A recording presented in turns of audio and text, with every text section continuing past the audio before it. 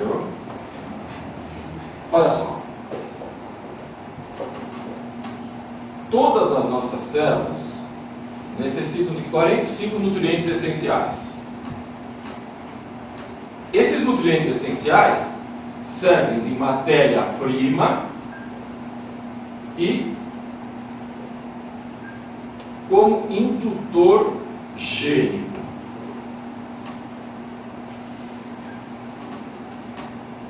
São 45 nutrientes essenciais. Por que são essenciais? Porque nós não conseguimos fabricar, nós temos que pegar pronto da nutrição, da alimentação. Então, se nós tivermos esses 45 nutrientes, nós temos matéria-prima para fabricar tudo o que a gente precisa. Matéria-prima, mas não só matéria-prima. Cada um dos nutrientes induzem os genes a fabricar alguma coisa. Se fosse só isso, estaria ótimo, né? Só que os nossos genes são da idade da pedra. E nós estamos vivendo em plena era atômica. Durante a nossa vida, nós nos contaminamos com chumbo, mercúrio, alumínio, cádmio, arsênio, metais tóxicos. Nos contaminamos com agrotóxicos. Nos contaminamos com pesticidas. Com flúor, que os dentistas colocam na nossa boca e tem na água que nós bebemos da Sabesp. E excesso de ferro, excesso de cobre. Então, esses metais tóxicos, essas substâncias tóxicas, atrapalham esses nutrientes. Então, aqui tem, olha, uma coisa importante para vocês já saberem. Qualquer paciente que nos procure, se eles tiverem os 45 nutrientes em ordem, qualquer tratamento clínico, cirúrgico, oftalmológico, etc., vai funcionar melhor? É lógico. Se eles tiverem os 45 nutrientes. Só ser lógico não importa. Durante esse curso, vocês vão ver trabalhos mostrando isso. E trabalhos randomizados, duplo cego, controlado com placebo, às vezes cruzado. Tá? E foi isso que me convenceu a fazer essa medicina. Você não ia me convencer. Falar que é lógico que tem 45, não é lógico. Lógico para nós não existe. Tem que ser estatística com P menor que 0,01. 0,05 tá bom. E trabalho randomizado, duplo cego, controlado com placebo. É isso que a gente tem que ler, isso que tem que convencer vocês. E é isso que nós temos a obrigação de mostrar. Então, mas se fosse só isso, né, pessoal? Pelo 45 nutrientes, não é só isso. A gente não pode ter esses nutrientes, esses tóxicos. Esses tóxicos, além de interferir com os 45 nutrientes essenciais, eles fabricam radical livre e lesa periferia da célula, eu não falei lembrando, lesa mitocôndria, lesa núcleo, lesa DNA. Então, em todos os nossos pacientes, vamos procurar metais tóxicos, agrotóxicos, pesticidas, flúor, mesmo porque está escrito na resolução, tá? Vocês vão estar seguindo uma resolução. Ninguém lê, mas vocês agora sabem que está na resolução. Outra coisa que nós fazemos nessa abordagem aqui, nós verificamos todos as glândulas, né? Tireoide, suprarrenal, ovário, pâncreas, testículo, né? E a função dos principais órgãos, fígado, rins, sistema digestivo. Não gosto do termo digestório, meio pichoso digestório. E aí, pessoal, tem o seguinte, existe isso aqui, né? Está aqui esquecidinho, mitocôndria. Tudo que nós vamos fazer aqui, olha só, dar os nutrientes, tirar os metais tóxicos, consertar o sistema glandular, colocar os rins, fígado, digestivo em ordem, é para fazer funcionar as mitocôndrias. Que aí as mitocôndrias vão fazer ATP. ATP é a molécula de alta energia ou de baixa energia? De baixa energia. Eu vou mostrar para vocês que não é de alta energia, tá, pessoal? Ela é de baixa energia, mas é que ela faz funcionar as enzimas, faz funcionar o metabolismo. Nós precisamos formar ATP. Não tem importância, alta ou baixa energia é ATP. Vocês vão ver que é baixa. Tudo para formar ATP. Quanto que a mitocôndria fabrica de ATP por mol de glicose? Vocês lembram?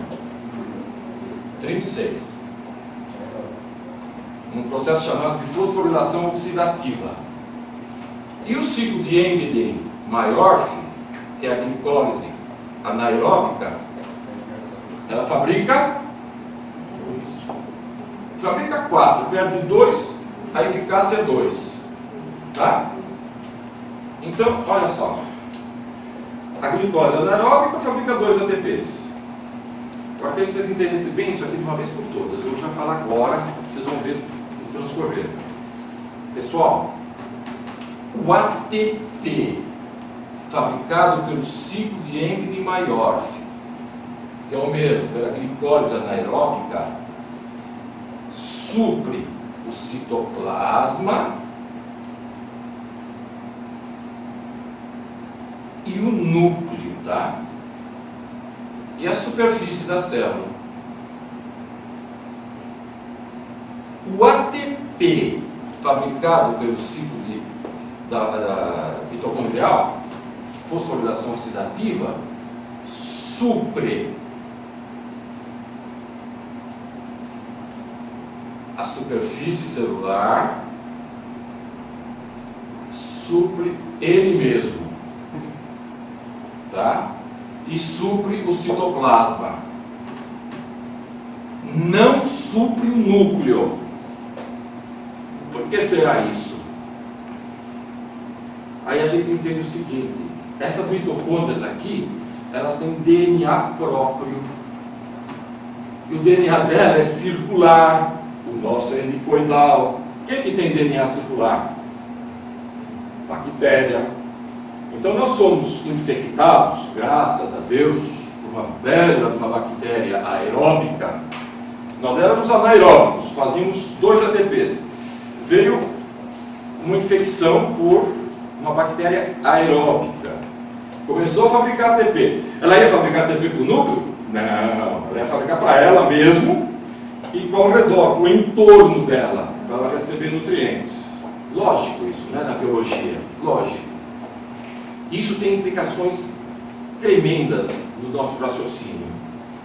Porque as doenças genéticas, se você melhorar a fosforilação oxidativa, você silencia genes ruins. Né? Então, todo o nosso esforço aqui de tratamento, vocês vão ver, raciocinem nisso. Essa terapêutica que nós estamos usando é para aumentar a produção, aumentar a geração de ATP via fosforilação oxidativa.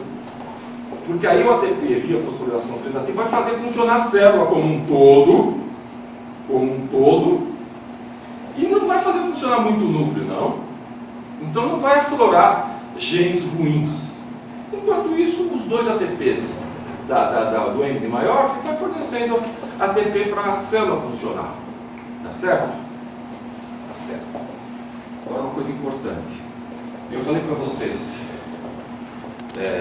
nós vamos cuidar da mitocôndria, vamos cuidar do núcleo, do metabolismo anaeróbio e metabolismo aeróbio, fosforilação. Pessoal, a vida começou há 3,7 bilhões de anos. Nas chaminés de metano, de gás metano, nas poças de ácido sulfúrico, olha só, poças de ácido sulfúrico, chaminé com gás metano, ambiente sem oxigênio, nas fendas tectônicas, nos abismos, nas regiões abissais do oceano, como um elemento chamado árquea. Archas, são as árqueas. As árqueas são os progenitores das bactérias. Então, 3,7 bilhões de anos, nós temos essas bactérias vivendo nessas condições extremas. Então, como que chamaram essa árquea que vive em condições extremas? Ácido sulfúrico, gás metano, fundo de placa tectônica, extremófilo. Bom, né? O nome. Regiões extremas, extremófilos. Aí, 2,5 bilhões de anos vieram as bactérias. E aí, das bactérias, que tem a mitocôndria circular, foram saindo vários animais. E foram morrendo, né? Mas alguns sobreviveram. Para vocês entenderem, olha só, nós temos genes das árqueas, nós temos genes de bactérias. Encontraram bactérias fabricando insulina, esteroides, vários hormônios que nós fabricamos. Hormônios de tireoide em bactéria. Elas fabricavam, não sei por que elas fabricavam, não se sabe também, mas já tinha. Não existe nada de novo sobre o solo. Já existia nas bactérias, elas já fabricavam isso. Então imagine vocês, tudo isso para dizer o seguinte, olha só, eu estou fazendo uma historinha para gravar uma coisa em vocês. Então, estamos lá nos extremófilos, 3,7 bilhões de anos. Mais 2,5 bilhões de anos, bactérias. Aí, elas já começaram a viver em ambientes melhores. E aí, há 1,5 milhões de anos, os organismos unicelulares, humildes, não complexos, começaram a sair do oceano. No oceano, esses unicelulares, a única coisa que eles sabiam fazer era se multiplicar, se tivesse comida. Então, tendo comida no meio ambiente, eles se multiplicavam. De unicelular passava para bicelular, tricelular, pluricelular, tá? Aí morria porque não tinha comida, né? E estava no oceano. Há 1,5 milhões de anos, alguns elementos aí unicelulares saíram do oceano e foram para a Terra. Terra é um ambiente seco, sem água. Então, o que era necessário esses unicelulares terem para conseguir viver na Terra? Algum elemento que não deixasse eles dessecar, né? Porque não tinha água. Então, pessoal, saíram do oceano para a Terra os unicelulares que conseguiram, na evolução, sintetizar glicerofosfato e sorbitol. Eles conseguiram sintetizar isso. E eles adquiriram meios genéticos próprios de absorver do ambiente a L-taurina, o mioinositol, L-taurina, mioinositol e a trimetilglicina. Isso é uma coisa muito importante na evolução. Muito importante na evolução. Então vamos falar de novo? Olha só. Saiu do mar para a terra, mar úmido, terra seca. Os unicelulares ou pluricelulares que tinham a capacidade de fabricar dentro da célula glicerofosfato e sorbitol, que mantém a água dentro da célula, ou então de pegar no meio, por um processo ativo, L-taurina, mioinositol, trimetilglicina, substâncias que absorvem a água, não deixem que ele perca a água com o sol. Tá certo? E aí, pessoal, evoluiu para nós aqui. O que faz esses 5 elementos? não deixa a água evaporar. Por que ela não evapora? Porque essas substâncias fabricam uma água rica em pontes de hidrogênio. É uma água estruturada. 50% do nosso citoplasma é água estruturada. Então, pessoal, meus amigos médicos, nós costumamos prescrever solutos, né? Mas nos esquecemos da água. A água é importantíssima. Foi por causa desse mecanismo que nós passamos do oceano para a terra. Então nós temos que ficar sempre atentos para a água intracelular. Foi assim que eu consegui ter algum sucesso em alguns casos de câncer, estruturando a água intracelular. O câncer está tudo desestruturado. Não quero falar sobre câncer. Eu quero falar sobre uma outra coisa. Eu estou lembrando, olha só.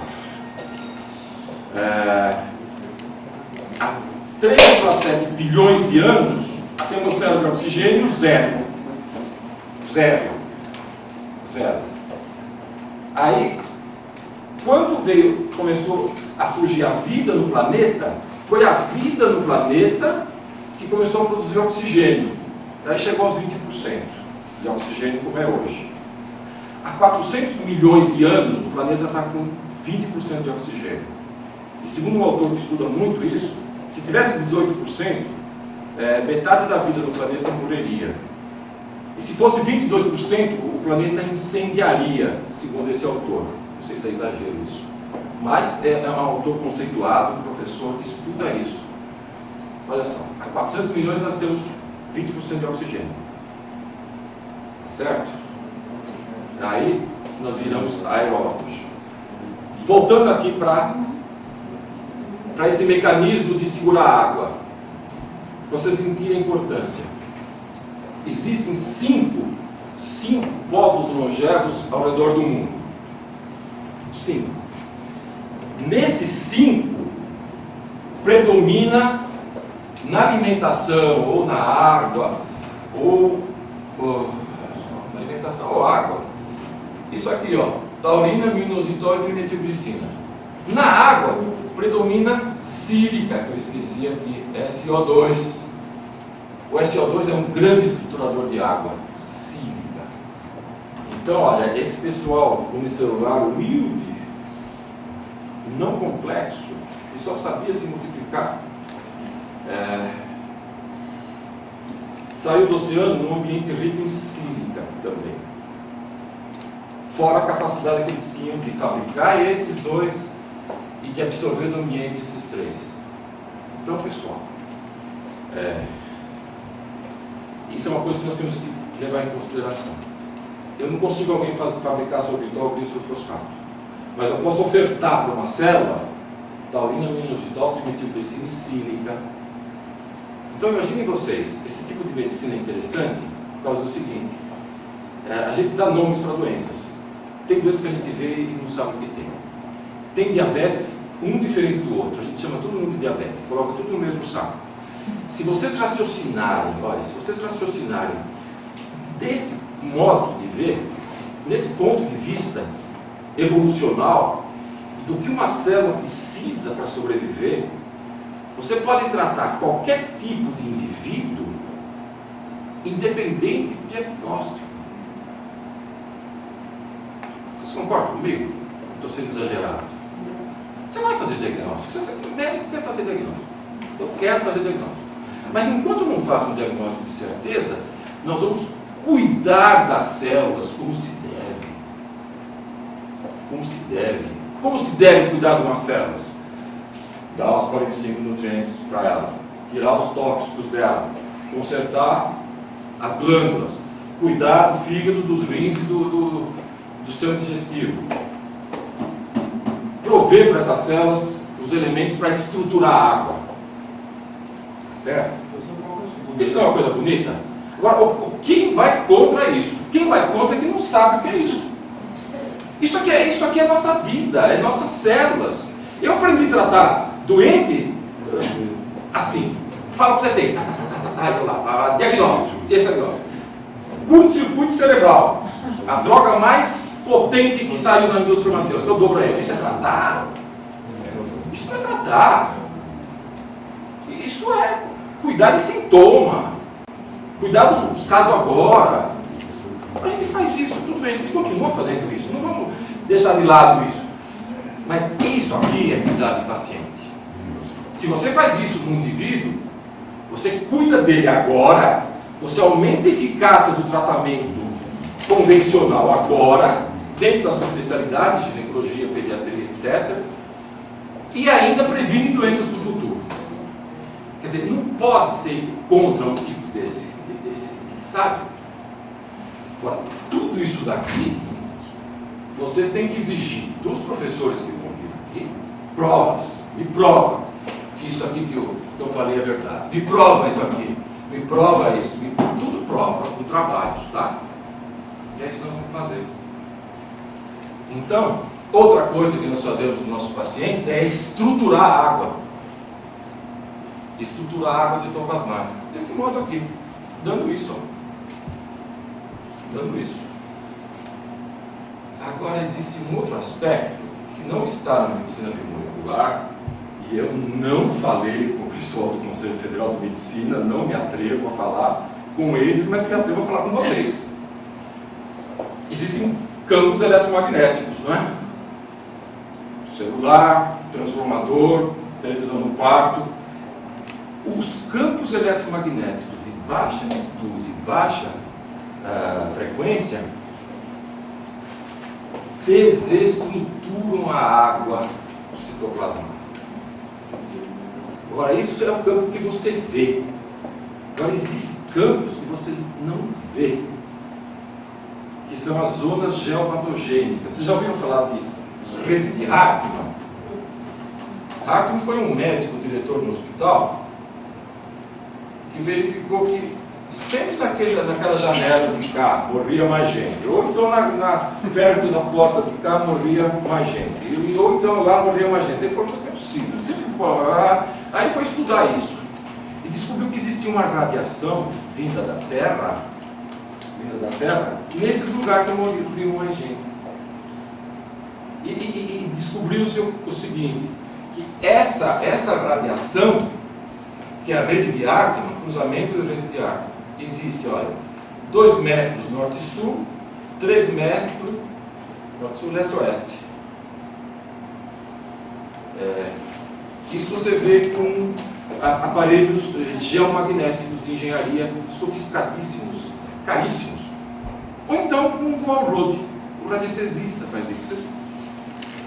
Aquele homem do poço, que descobre poço no interior, ele usa uma coisa assim, né? Assim e assim, né? Assim, ele vai assim, uma varinha, né? Uma varinha lá, começa a mexer a varinha, ó, cava aqui que tem água. Tem água. Se você dormir aqui, desestrutura a sua água. Aí você fica irritado, sonolência, não dorme, ou então tem câncer. Um autor alemão, Hans Nippel, olha, presidente da Sociedade Alemã de Cancerologia, não é qualquer um. 70% dos pacientes com câncer dormiam ou em cruzamento de Hartmann se escreve assim, ou então, aqui está uma terra, aqui está um prédio de 50 andares, olha que grande, e aqui passa um rio subterrâneo. O rio subterrâneo manda uma radiação de baixa frequência, baixa amplitude, até lá em cima.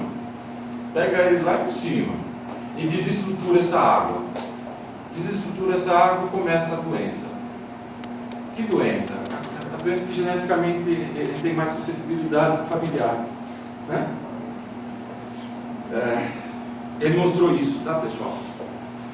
O que falta, eu mostrar, eu estou desencadeando esse ano um trabalho desse tipo, é ver se desestrutura mesmo, sabe? Existe a hipótese de desestrutura. estruturar. Eu estou montando uma metodologia para verificar se desestrutura a água. Eu vou colocar água dentro de uma zona dessa, vamos ver se desestrutura. Bom, isso aí, que bagunça, hein? Está vendo que vocês estão escrevendo. Vocês entenderam isso daqui? Essa aqui é a nossa medicina, pessoal. Essa aqui é a nossa medicina. E essa medicina é baseada na evolução humana, bioquímica mais avançada, e vocês precisam saber muito fisiologia, endocrinologia, gastroenterologia, né? E nutrição. Nutrição, é o que mais nós vamos fazer aqui. Tá certo? A pessoa que toma um copo d'água.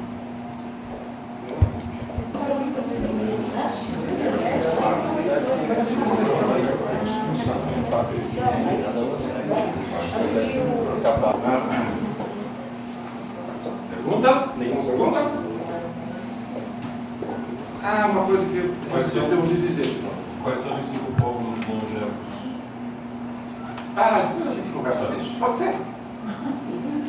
Professor, a rede de rádio seria no planeta inteiro, nesses moldes assim, tão pequenos, 2, 3 metros? É.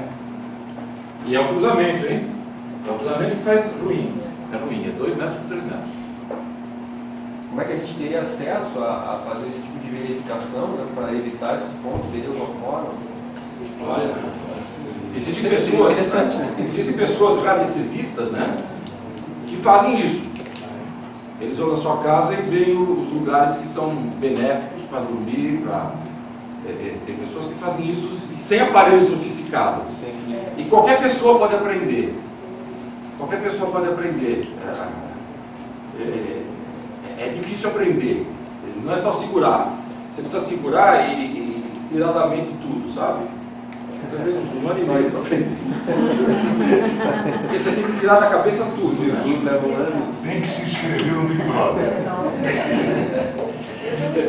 Olha, há 10 anos atrás eu me fascinei com isso, sabe? Eu falei, não é possível. Eu dou nutriente para o indivíduo, eu tiro metal tóxico, eu cuido do mitocôndria, cuido da água, e o sujeito não melhora, né? Aí eu fui descobrir. A radiestesia tem uma sociedade médica, Sociedade Brasileira de Radiestesia Médica. Fui lá aprender com eles. O Papa aqui do Brasil, que é o professor Salvatore de Salvo. Tem vários livros. Fala. Eu tenho uma experiência particular com essa questão dessas ondas. Minha sogra fez um curso de geologia, então, e ela gosta muito dessa esotérica. Então, ela não tem esotérica, até se der essa informação. E ela fez esse estudo de identificação de onde tem esses rios, onde tem essa magnética, e descobriu que no quarto da minha cunhada, onde ela dormia, passava um rio. E ela estava sempre com infecções recorrentes e não melhorava. Trocou o quarto, promou do quarto do lado. Nunca mais. Olha, tá vendo, pessoal? Mas olha. Mas você fala isso numa reunião anatomo-clínica no hospital de Internação. Isso é entre nós aqui. Isso agora, virou ciência para mim. Isso é. Meu Deus, se falar isso.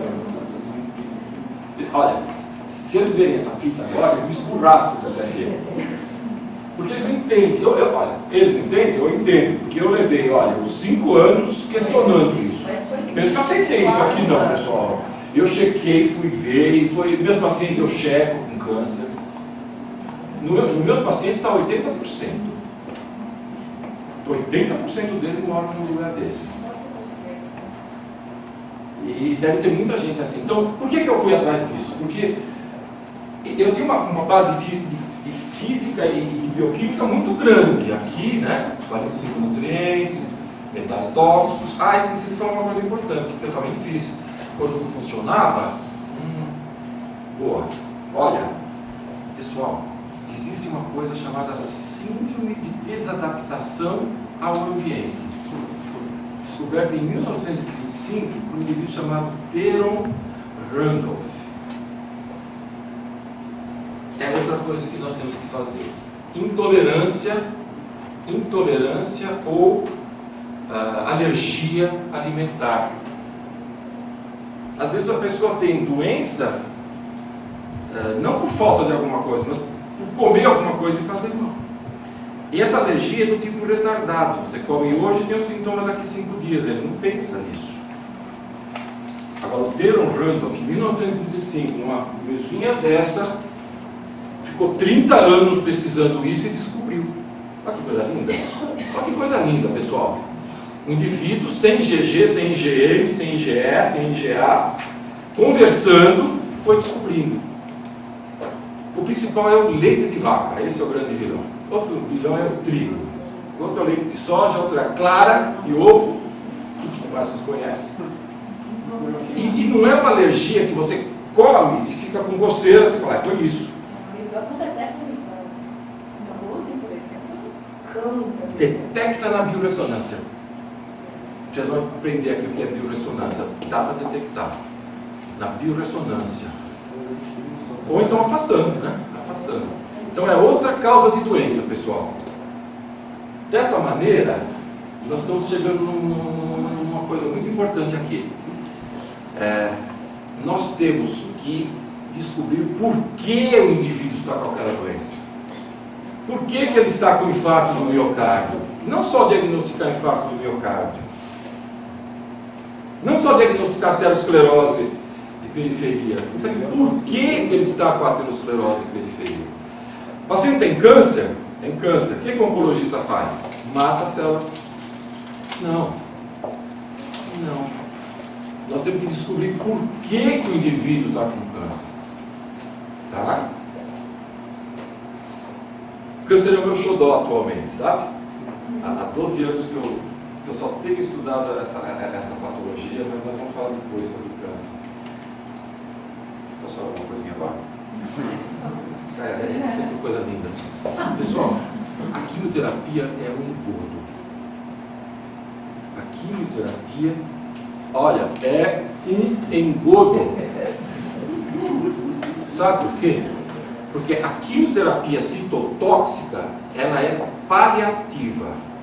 O paciente entra com o oncologista, ele está todo esperançoso, e ele chega e fala, olha, você vai fazer quimioterapia. E fala, que bom, eu vou sofrer, vai cair meu cabelo, eu vou vomitar, eu vou ter neuropatia periférica, meu coração vai bater ruim, eu vou ficar prostrado, eu vou ter insônia, eu vou ter dor, mas eu vou ficar bom.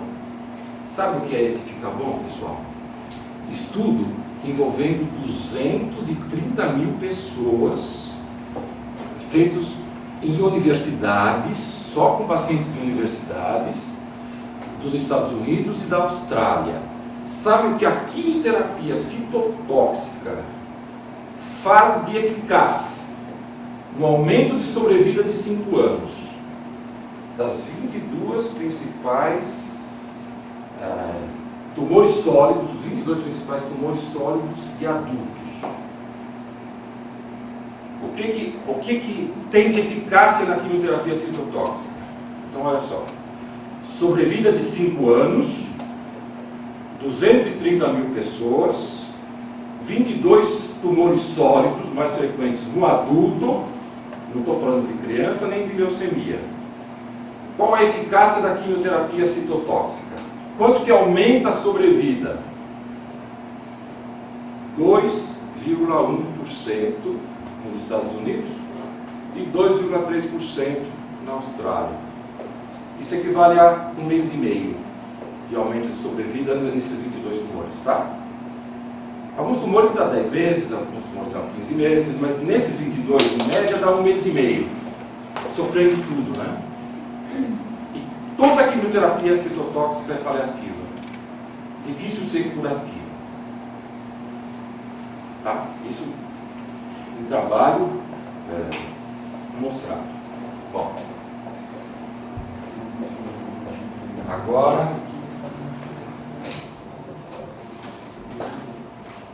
Na leucemia é diferente. Leucemia é diferente. As células são fáceis de matar, né?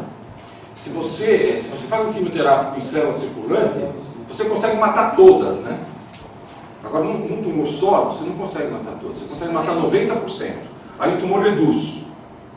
Aí o pessoal fica contente, reduziu 90%, que beleza, sobrou 10. Esses 10 é como bactéria.